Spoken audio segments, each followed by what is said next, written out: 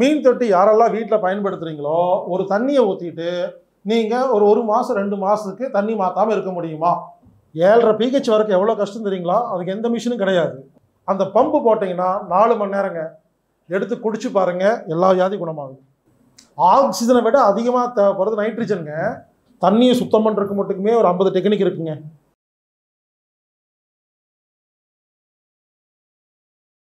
நான் அதுக்கப்புறம் அந்த மிஷின்லாம் பார்த்துட்டு வந்து நான் ரிசர்ச் பண்ணி நான் ஒன்று கண்டுபிடிச்சிருக்கேன். அந்த மிஷின் என்ன செய்யுமோ அந்த அளவுக்கு பண்ண முடியல, இருந்தாலும் அந்த மிஷின் என்ன செய்யுமோ அதில் பாதி வேலையை செய்கிற மாதிரி நான் ஒரு மிஷின் கண்டுபிடிச்சிட்டேங்க. அந்த மிஷினு 120 ரூபா, வெறும் 120 rupees தான். மண்பானையில் நீங்கள் குடிக்கிற தண்ணியை வச்சுட்டு மீன் தொட்டிக்குள்ளே ஒரு ஏர் பம்ப் வச்சுருப்பீங்க இல்லைங்களா, அது 120 ரூபா நான் வாங்கினேன். 120 ரூபா தான். அது 200 ரூபா 300 ரூபாலாம் இருக்குது. சரி 300 ரூபானே வச்சுக்கோங்களேன். 300 ரூபாய்க்கு ஒரு மிஷினை வாங்கிட்டு வந்து ஏர் பம்ப் அதை மண்பானைக்குள்ளே போட்டுட்டு 24 hours ஓட விட்டுட்டிங்கன்னா என்ன ஆகுன்னு சொல்லிடுறேங்க. சயின்ஸ். அந்த ஏர் பம்ப் என்ன பண்ணுதுன்னு கேட்டிங்கன்னா புரிஞ்சுக்க, சயின்ஸ் புரிஞ்சுக்குங்க. காற்றை எடுத்து தண்ணிக்குள்ளே அனுப்புது, அது பப்புலா மாதிரி வெளியே வருது, இவ்வளோதாங்க. சரி நான் கையில் கேட்குறேன், மீன் தொட்டி யாரெல்லாம் வீட்டில் பயன்படுத்துகிறீங்களோ ஒரு தண்ணியை ஊற்றிட்டு நீங்கள் ஒரு மாதம் 2 மாதத்துக்கு தண்ணி மாற்றாமல் இருக்க முடியுமா? இருந்தால் என்ன ஆகும்? மீன் செத்துரும். ஏன் செத்துரும்? மீன் தண்ணியில் உள்ள ஆக்சிஜன் மினரல்லாம் சாப்பிடுது. தண்ணியில் சத்து பொருள் தீர்ந்த உடனே செத்து போயிடுது. பாயிண்ட் புரிஞ்சுக்குங்க. அப்போ அது ஏர் பம்ப் ஏன் மாற்றோம்? அப்போது காற்று தண்ணீருக்குள் விட்டால் காற்றில் உள்ள நல்ல பொருள் தண்ணீரில் கலக்கிறது, தண்ணீர் உள்ள கெட்ட பொருளை காற்று தூக்கிட்டு வெளியே போகுது. தாங்க சயின்ஸ். காற்றை தண்ணீருக்குள் விட்டால் தண்ணீரில் உள்ள கெட்ட பொருளெல்லாம் காற்று எடுத்துட்டு பறந்துடும், காற்றுல இருக்கிற நல்ல பொருள் எல்லாம் தண்ணியில் கலக்குதுங்க. இதாங்க கண்டுபிடிப்பு, இன்க்ளூடிங் ஆக்சிஜன், நைட்ரஜன். அப்போ அந்த மீன் தொட்டிக்குள்ள ஏன் இந்த ஏர் பம்பு போடுறோம்னா தண்ணியில் இருக்கிற சத்து அதிகம் பண்ணிக்கிட்டே இருக்குது, ஆக்சிஜன் நைட்ரஜன் எல்லாமே. அப்புறம் மீனுக்கு தேவையான எல்லாமே கிடைச்சிருது, அந்த மீன் சாக மாட்டேங்குது, தண்ணியை மாற்ற வேண்டாம். நான் என்ன கேட்குறேன்னாங்க, இது எல்லாரும் வீட்லையும் வச்சிருக்கிறோமா இல்லைங்களா? அப்போ அதை கொஞ்சம் யோசிச்சு நமக்கு மாற்றினா நம்ம குணமாயிருமா இல்லைங்களா? இவ்வளோதாங்க விஷயம். நீங்கள் எல்லாரும் புரிஞ்சுக்குங்க. காற்றை தண்ணீருக்குள் விட்டால் தண்ணீரில் உள்ள கெட்ட டிடிஎஸ் ஆவியாகுது, இதாங்க சப்ஜெக்ட். நல்ல டிடிஎஸ் அதிகமாகுது. உதாரணத்துக்கு அதோட முக்கியமான விஷயம் பிஹெச்சுங்க. நான் செக் பண்ணி பார்த்தேங்க, நீங்கள் 5 pHல தண்ணி வச்சு ஏர் பம்ப் வைங்க, 4 hours தான், 8-8.5 வருதுங்க. நாங்கள் யோசிச்சு பாருங்கள், 7.5 pH வரைக்கும் எவ்வளோ கஷ்டம் தெரியுங்களா? அதுக்கு எந்த மிஷினும் கிடையாது. கான்செப்ட் புரிஞ்சுக்குங்க. சிலதுக்கு பம்ப் போட்டிங்கன்னா 700 TDS இருக்கும், ஏர் பம்ப் போட்டால் 500க்கு வரும். நல்லா கவனிங்க. இது ஏர் பம்ப்பு டிடிஎஸை குறைக்கும். அதாவது என்ன பண்ணுன்னா, கெட்ட டிடிஎஸ் இருந்தால் குறைக்குதுங்க, டிடிஎஸ் என்ன அதிகம் பண்ணுதுங்க. ஆக மொத்தம் ஒரு ஆட்டோமேட்டிக் சிஸ்டம் நடக்குதுங்க. அந்த ஊரில் என்ன காற்று இருக்கோ அந்த காற்றுக்கு தண்ணியை மாற்றுது. எளிமையான யோசனைங்க.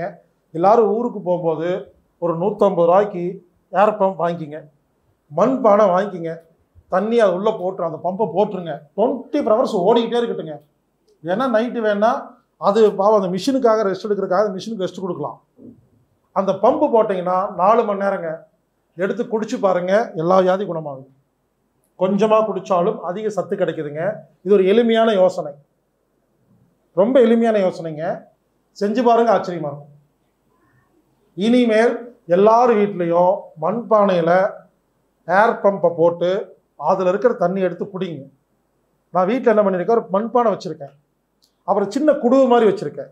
ஏன் சில நேரங்களில் இது இருக்கு இல்லைங்களா, இது ஒரு ஏர் பம்பு எப்பவுமே காரில் வச்சுருப்பேன்.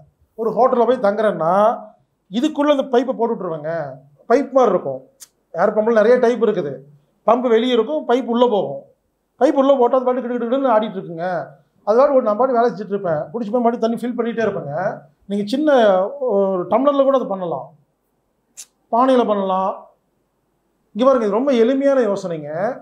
இதை மட்டும் செஞ்சு தண்ணி குடிச்சிட்டிங்கன்னா தண்ணி உங்களுக்கு மருந்தாக மாறும். மீண்டும் மீண்டும் சொல்கிறேன், அந்த 19 வீடியோவில் தண்ணியை பற்றி நான் நிறைய பேசியிருப்பேன். கொதிக்க வைக்கலாமா வேண்டாமா, தேத்தான் கொட்டை எப்படி ஃபில்டர் பண்ணுறது, வெள்ளை துணியில் எப்படி, வெள்ளை பருத்துணியில் எப்படி ஃபில்டர் பண்ணுறது, தேத்தான் கொட்டை, கொய்யா மரக்கட்டை, நெல்லிக்காய் மரக்கட்டை, அதை வச்சு எப்படி சுத்தம் பண்ணுறது, கரியால் எப்படி சுத்தம் பண்ணுறது, சாம்பல் எப்படி சுத்தம் பண்ணுறதுன்னு தண்ணியை சுத்தம் பண்ணுறதுக்கு மட்டுக்குமே ஒரு 50 டெக்னிக் இருக்குங்க. தயவு செய்து இந்த தண்ணியை நம்பாதீங்க. இனிமேல் தண்ணியில் தான் கண்டம். மறுபடி சொல்கிறேங்க, புரிஞ்சுக்கோங்க. டீபாப்புலேட் பண்ணிகிட்டு இருக்காங்க. இந்த கொஞ்ச நாளுக்கு அப்புறமா உலகத்தில் இருக்க மக்கள் தொகையை குறைச்சிட்டு இருக்காங்க. ஸோ இதெல்லாம் தெரிஞ்சுக்கிட்டாதான் ஓரளவு தப்பிக்க முடியும். ஸோ குறிப்பாக தண்ணியை கொஞ்சம் சரி பண்ணி விடாம, ரொம்ப சிம்பிளுங்க. மண்பானை பபுள் மிஷினுங்க, அந்த ஏர் பம்புங்க, குடிங்க. வேற ஒன்றும் பெருசு சயின்ஸ் எல்லாம் தெரிஞ்சுக்க வேண்டாம். இது நீங்கள் குடிக்கிற வரைக்கும் தண்ணீர் சம்மந்தப்பட்ட எந்த வியாதி வராதுங்க. ஒருவேளை அந்த கங்கன் வாட்டர் மிஷின் யாருக்காவது வேணும்னா எனக்கு இமெயில் பண்ணுங்கள். நான் உங்களுக்கு அதுக்கான கான்டாக்ட் நம்பர் கொடுக்குறேன். ஒரு வழி இல்லைங்க, எங்கள் பாட்டி தாத்தா உயிரை காப்பாற்றணும், 3 லட்சம் செலவானா பரவாயில்லன்னு நினைக்கிறவங்க நீங்கள் வாங்கி கொடுக்கலாம். அது ஒரு 3 லட்சம் போய் ஆப்ரேஷன் பண்ணுறதுக்கு நீங்கள் இந்த மிஷின் வாங்கி கொடுக்கலாம். ஸோ அந்த மிஷினை பற்றி நான் யூடியூப்பில் பேச போகிறேன். பட் இன்னும் நிறையா அது எனக்கு இன்னும் கிளாரிட்டி தேவைப்படுது. கொஞ்சம் அதை டிஸ்கஸ் பண்ணிவிட்டு அதுக்கப்புறம் தான் அதை பற்றி நான் பேசுவேங்க. ஒரு அருமையான ஒரு கண்டுபிடிப்பு. மறுபடியும் சொல்கிறேன், அந்த மிஷின் நீங்கள் வாங்குறீங்களோ இல்லையோ, அந்த மிஷின் சம்மந்தமான டெமோ கிளாஸ் நடக்கும் இல்லையா, அதில் போய் உட்கார்ந்தாவே தண்ணி பற்றி தெரிஞ்சிடும் உங்களுக்கு. அடுத்ததுங்க, காற்று. யாரெல்லாம் அடைச்ச ரூமில், அதாவது நைட்டு படுக்கும்போது ஜன்னல் கதவு எல்லாம் அடைச்சு படுக்கிறீங்களோ, உங்களுக்கு காற்று சம்மந்தப்பட்ட எல்லா நோயும் வரும். ஒரு தத்துவம் புரிஞ்சுக்குங்க. மூக்கு வழியா ஒரு நிமிஷத்தில் 8 லிட்டர் காற்று உள்ளே போகுது, 8 லிட்டர் வெளியே வருது. 8 லிட்டர் வெளியே 8 லிட்டர் போகுது.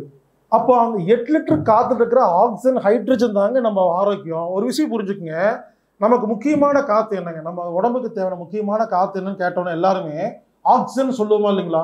ஆனால் உண்மையிலேயே சயின்ஸ் பிரகாரம் ஆக்சிஜன் கிடையாதுங்க, நைட்ரஜன். ஆக்சிஜனை விட அதிகமாக தேவைப்படுறது நைட்ரஜனுங்க. அதனால தான் pH வேல்யூக்கு என்னங்க பேர்? பர்சன்டேஜ் ஆஃப் ஹைட்ரஜன் தானே சொல்கிறாங்க. புரிஞ்சுக்குங்க, நம்ம உடம்பு செல்கள் வாழ்வது ஆக்சிஜனை விட அதிகமாக நைட்ரஜன் தான் தேவைப்படும். ஆனால் நமக்கு லேசாக சயின்ஸை மாற்றி சொல்லியிருக்காங்க.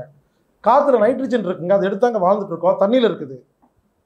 ஸோ புரிஞ்சுக்குங்க, மூச்சு காற்று உள்ளே போகுது, லங்ஸ் என்ன பண்ணுது, காற்றுல இருக்கிற ஆக்சிஜன் நைட்ரஜன்லாம் எடுத்து பிளட்டில் கலக்குது. இது செல்லுக்குள்ளே போகுது, எல்லா செல்லும் சௌக்கியமாக இருக்குது. அப்புறம் கழிவு வெளியே வருது, அது மூக்கு வழியாக வருது, வெளியே போகுதா? தானங்க சயின்ஸு. ஓகேங்களா? இப்போது பெட்ரூமில் நாமெல்லாம் என்ன பண்ணுறோம், கொசுக்கு பயந்து எல்லா ஜன்னலுக்கு அதையும் அடைச்சாச்சு. அடைச்ச ரூமு, ஒரு 4 பேர் படுத்திருக்கீங்க, நீங்களே சிந்திங்க. அங்கே அந்த ரூமில் காற்று இருக்குதா? ஒரு 1/2 ஹவரில் எல்லா காற்று உள்ளே போய் வெளியே வரும்போது அந்த ரூமில் என்ன இருக்குங்க? ஆக்சிஜன் இருக்காது, நைட்ரஜன் இருக்காது, சத்துப்பொருள் இருக்காதுங்களா? அதாவது நம்மளாம் என்ன பண்ணுறோம்னா 10 மணி நேரம் 8 மணி நேரம் காற்றில் இருந்து கிடைக்கும் சத்தை உடம்புக்குள் அனுப்பாமல் உடம்புக்கு துரோகம் செய்கிறோம். எங்கள் கான்செப்ட் புரிஞ்சுங்களா? அடைச்ச ரூமில் படுத்தா செல்களுக்கு தேவையான காற்று சத்து கிடைக்காது. அதனால தான் 1000 நோய் வருது. காற்று சமயம் என்ன நோய் வரும்?